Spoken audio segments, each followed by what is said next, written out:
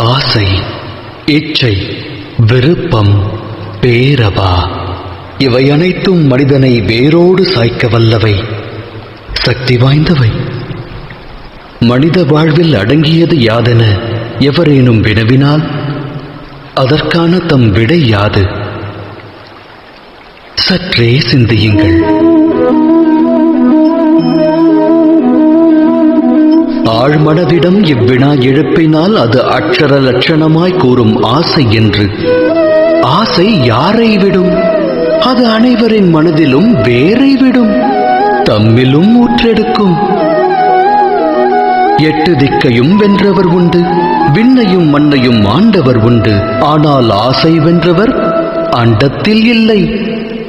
ஆசையெனும் மோகத்தை தேடுவதன் மூலம் அனைவரும் அலைவர் அல்லும் பகலும். எனினும் மோகம் என்னும் அக்கூட்டில்தான் ஞானமும் வாசம் செய்கின்றது. அது எவ்வாறு?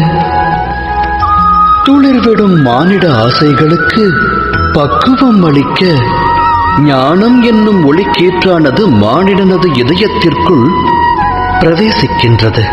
இது மானிட ஆசைகளை எடுத்துரைக்கும் கதையல்ல.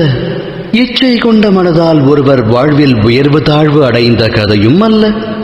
இக்கதையானது இச்சை என்னும் கர்ப்பத்திலிருந்து உதித்தெழுந்த ஞானக் கதை. எனது நாமம் வாசுதேவ கிருஷ்ணன். நான் செல்லவிருக்கும் யாத்திரைக்கு தம்மையும் அழைக்கிறேன். இந்த யாத்திரையில் வாழ்வின் மர்மத்தையும் மனித தர்மத்தையும் அறிவீர்கள். சேற்று நிலை உதித்தாலும் செந்தாமரையாகும் கர்மம் அறிவீர்கள். இந்த யாத்திரையின் பெயர் மகாபாரதம்.